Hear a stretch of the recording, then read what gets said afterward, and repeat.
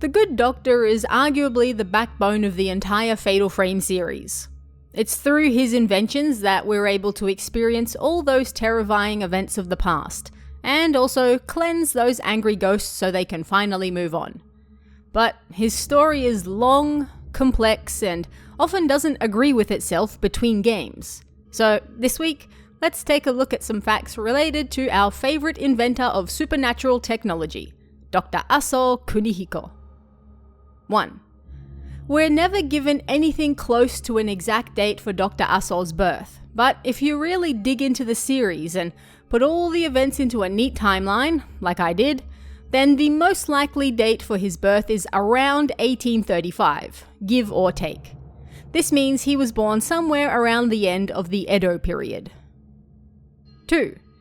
We don't know his exact place of birth either, but it was either on or near Mount Kagiroi, which itself is near Mount Hikami, in Japan's northeast. In the present timeline of the games, the Asou family still keeps their family home there. 3. Again, we don't know the exact date, because that's the Dr. Asou special, but he likely died sometime around the mid-1910s, after visiting the Himuro mansion. He travels there after learning of the holy mirror kept on residence, and he feels it can help complete his most perfect camera obscura, but sadly he's never heard of again. It should be noted that in recent times, in particular in the Doggetsu Isle reminiscences that came with the special edition of Fatal Frame 4, there's a note by Hojo Ren, one of his descendants, that speculates that Dr. Asou perhaps didn't die, but willingly crossed over to the other side. Naturally, the entire series wasn't planned out when the first game was released, so I'm sure not even Koei Tecmo saw his role in the series becoming so large. At any rate, he was last heard of going into the Himuro mansion, and that was that. 4. The kanji for his first name uses the characters for country and boy, but together, they're generally used to express the hope that the boy in question will grow up to be a fine young man who loves his home. 5. As for his last name, it uses the characters for Hemp and Life. This is a rather old name that reportedly comes from an area where people made their living off hemp, and is these days a rather common surname. But interestingly, more so around the Kanto region and other areas south, rather than the northeast where the Fatal Frame games are set. 6. When Kunihiko was young, he became friends with Shiraiku, a shrine maiden on Mount Kagiroi. Because she was born with white hair and red eyes, it was said she would die young, and so she was prepared to become a pillar. Kunihiko took part in her ritual to enter a casket full of black water, cutting a lock of her hair before she did. At this time, Shiraiku glanced into his soul, and also chose him to be her future partner in ghost marriage. However, as he grew up, he kind of forgot about her, although the lock of hair remained in the family for generations, until a young Hojo Den found it. 7. As a teen, Kunihiko developed an intense interest in post-mortem photography. A common urban legend at the time claimed that taking a photograph of someone can steal a piece of their soul, and because of his interest in the other side, he wished to create a camera that could do just that. These cameras went on to become his line of camera obscuras, of which he created several. However, those who ended up possessing these cameras often found themselves beset with bad luck, so even though they possessed the power to exorcise ghosts, they also usually resulted in the owner's demise at some point in the near future as well. 8. Kunihiko's photography skills were so well known that, at some point, he was invited to Mount Hikami, a short distance from his family home, to photograph Kurosawa Ose, who was to become a great pillar. The pair fell in love at first sight, and when he took a photo of her, he did indeed capture a tiny piece of her soul in it. Because of Ose's strong glancing abilities, she was able to see that he felt the same way about her, but her role as a great pillar meant they could never be. And so, Kunihiko left, their love remaining unrequited throughout his lifetime. 9. As his career took off, Dr. Asou became known as many things. He wasn't just a photographer. He was an inventor, a scientist, a folklorist, a researcher, an aficionado of the occult, an engineer, even a psychiatrist. Ultimately, his interest lay in the other side, and he wanted to interact with the other side using technology.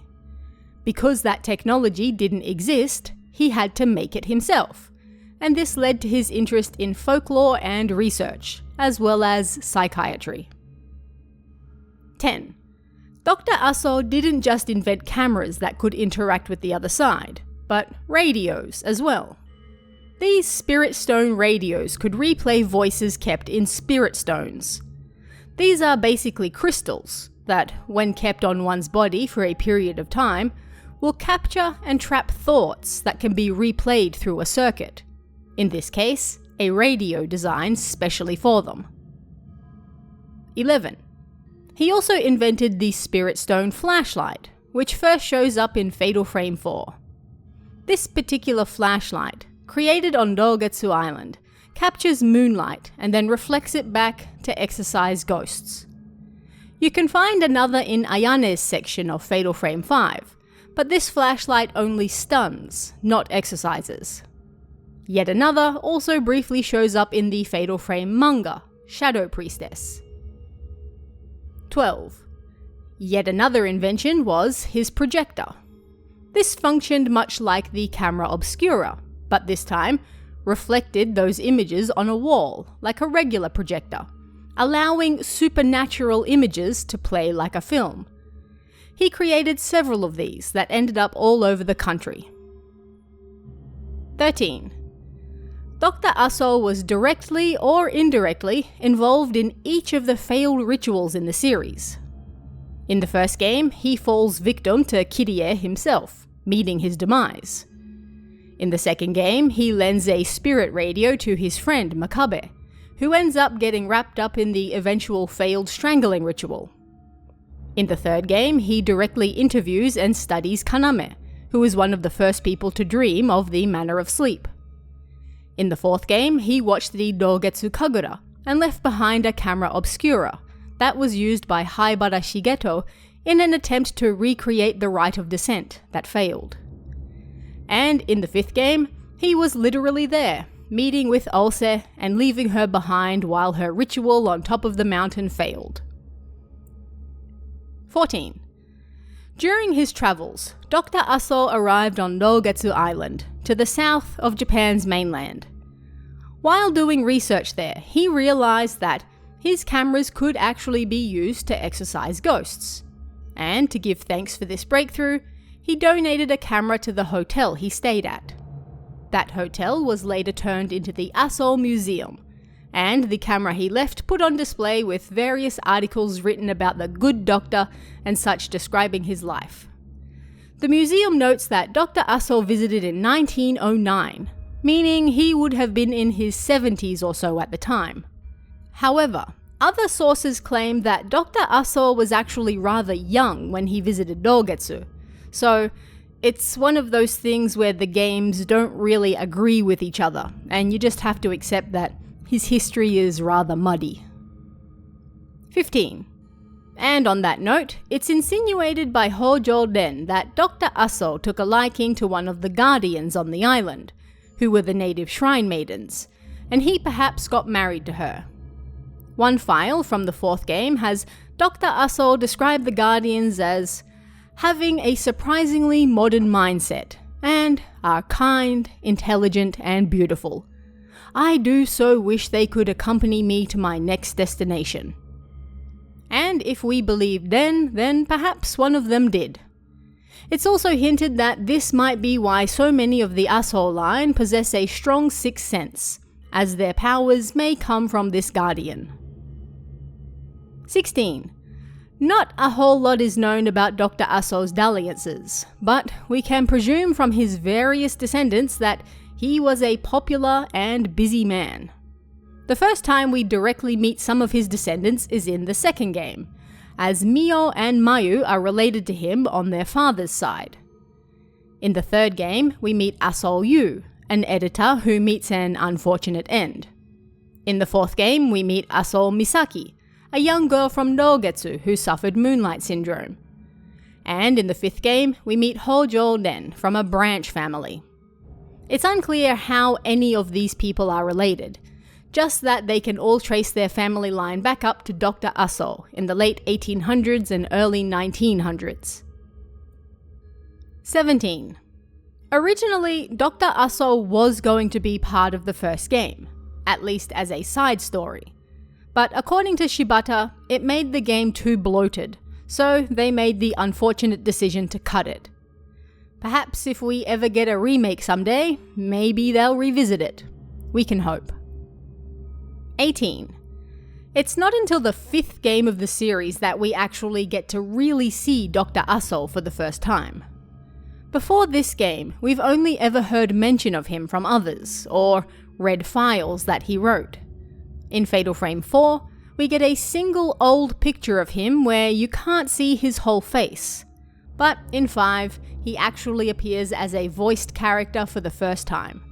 He's voiced by Suzuki Tatsuhisa, who also voices Den, Dr. Asou's descendant. 19.